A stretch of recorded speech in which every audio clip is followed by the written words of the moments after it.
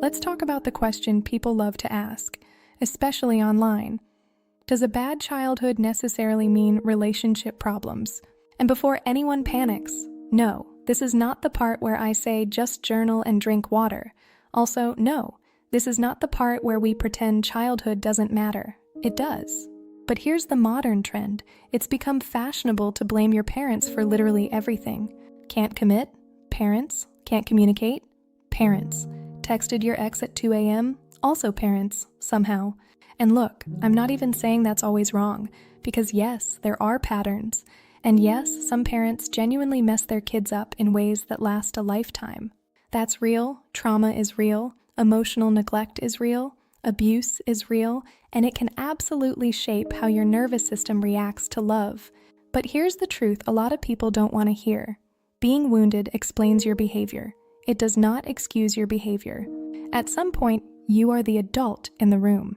Even if you didn't get the childhood you deserved, you are still responsible for the relationship you build now. So let's break this down like normal people. A bad childhood can teach you survival rules that worked back then, but sabotage you now. Like, if I'm not perfect, I'll be abandoned. If I need something, I'm too much. Love means walking on eggshells. Conflict equals danger.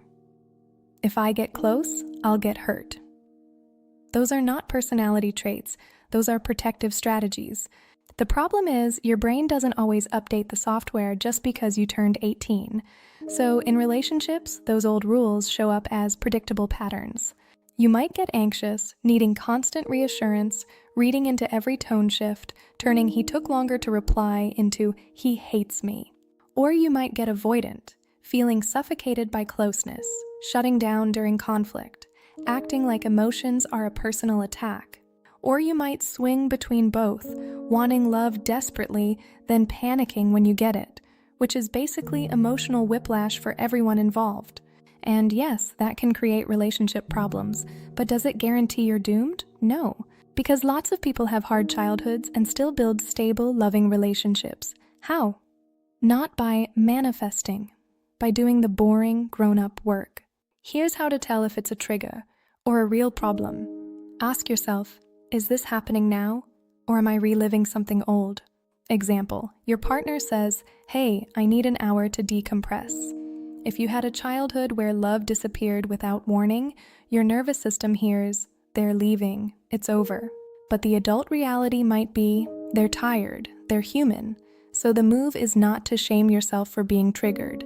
The move is to name it. Try.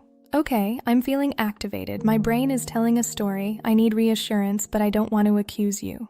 That sentence alone has saved more relationships than half the internet.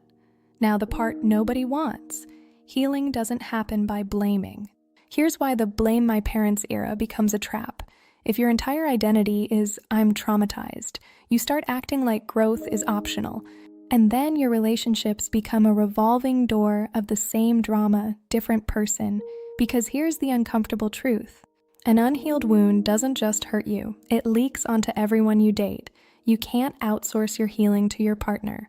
Your partner is not your therapist, and your relationship is not a rehab center for your childhood. A healthy partner can support you, they can be patient, they can co-regulate, but they cannot do the work for you. So what actually helps in real life? Start with 3 basics. First, learn your pattern. Are you anxious, avoidant? Do you people please?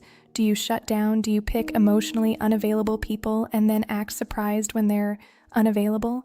Second, build a repair habit. Every couple fights. The difference is, do you repair? Repair looks like, "I got defensive. That wasn't fair. What I meant was," or "I need reassurance. Can you tell me we're okay?"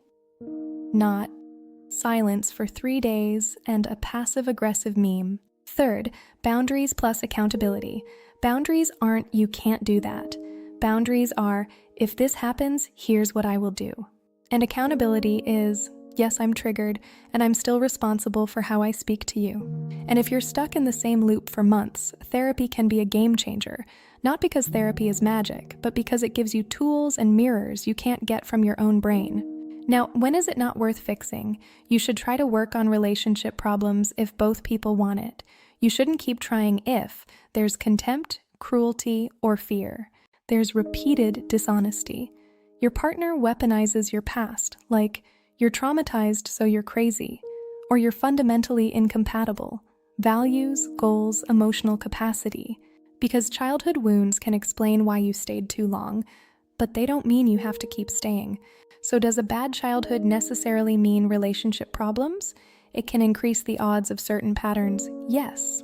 Some parents really do traumatize their children in long-lasting ways, yes. But your past is not your destiny, unless you decide it is. Your childhood explains you. It doesn't own you. And adulthood is where you take responsibility for your future, including the relationships you build. And that's why I'm picky about where relationship advice ends and adult choices begin. Because there are two types of people in dating. People who show up to a relationship like it's a courtroom, collecting evidence, and people who show up to build a partnership. And that's the whole idea behind Soul Matcher. It's a platform for adults, for real adults. Not perfect people, not people with zero childhood baggage. No, it's for the full range. People with different histories, different childhoods, different triggers, different strengths.